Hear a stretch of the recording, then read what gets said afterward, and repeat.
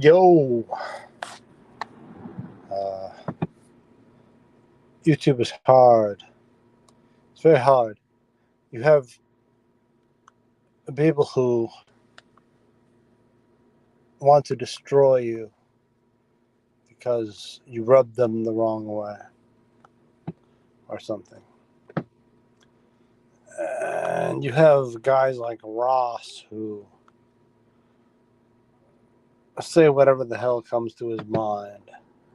And then all the geniuses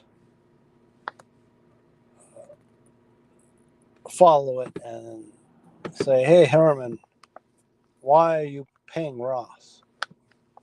I'm not paying Ross. I didn't pay Ross jack shit.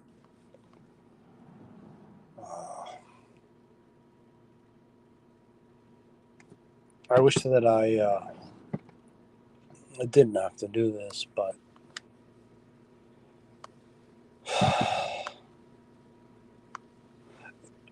YouTube is a cesspool.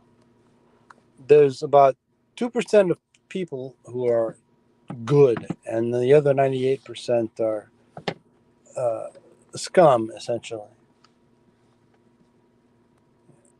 So a compulsive liar says that Queen Elizabeth paid me $200 to act like a jackass. And then the douchebags in the audience say, how dare you, Queen Elizabeth? How dare you pay that guy money? Obviously, Queen Elizabeth didn't pay Ross any money. But the fact that people would believe a compulsive liar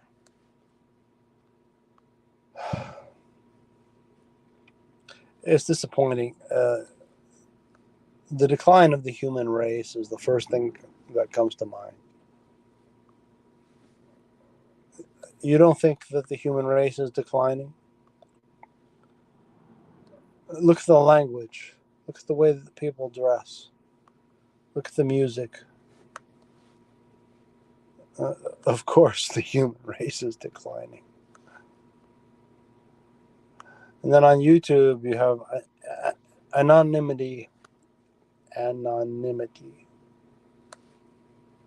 And you can say the most vile things about people with no repercussions. Now, Mike Tyson said something like,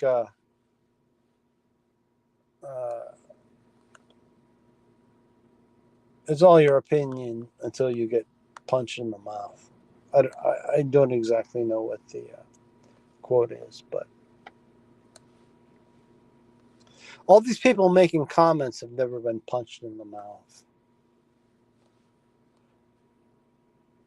You know, getting punched in the face teaches you a valuable lesson. And too many people have not been punched in the face. They haven't been spanked by their parents. You know, when the human race was great, parents were spanking their children. And now that parents want to be friends with their children, well, the world's going to hell in a handbasket. So people talk shit on the internet. They say every vile thing, but in person they're nice guys. I met Dirk. He said I was an old, geriatric, whatever. I said, meet me in person, Dirk. And I did. I met him in person. He was a nice guy. But his comments were not like that. So I implore all of you who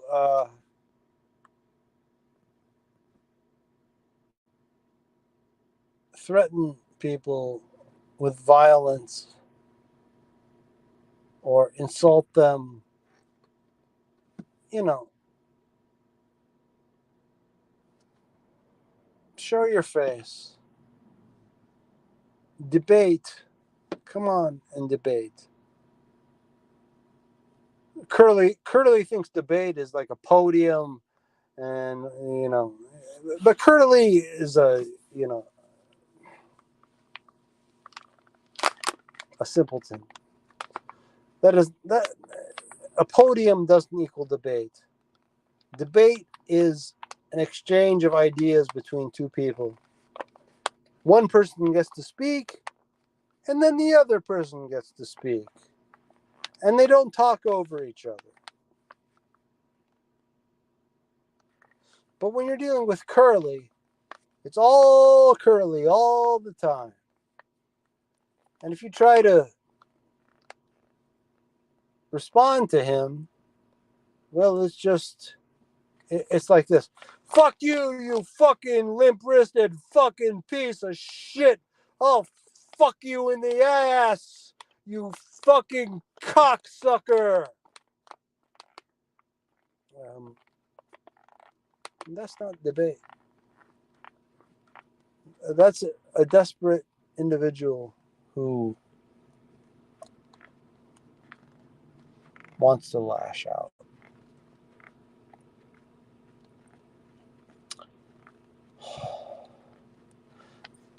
Debate is an old-fashioned thing.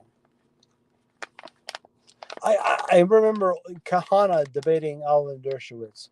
It went on for 3 hours, and there were no name calling. Well, Dershowitz called Kahana a few names, but Kahana never called Dershowitz names, and it was mostly facts and good points.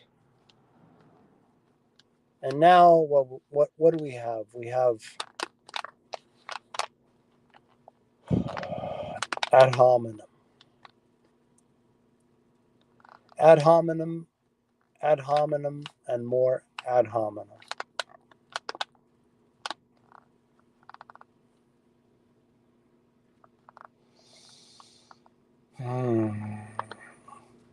Oh, how the world has descended.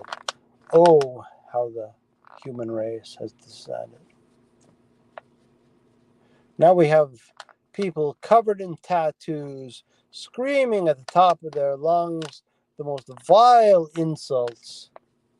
And if you try to respond, they shout over you.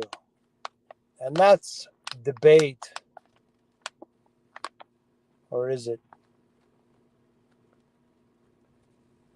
I'd love to debate Curly, one-on-one. I would love to have a chance to speak, and then give him a chance to speak, and then I have a chance to speak, and none of us are screaming at each other. But Curly can't do that. He's deficient in the realm of logic. He's just a loudmouth. So to conclude, I'd like to say that the human race is in severe decline.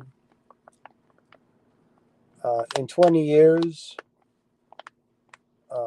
we'll be a bunch of retards. In 50 years, the computers will take over. And we will be fucked. Good night.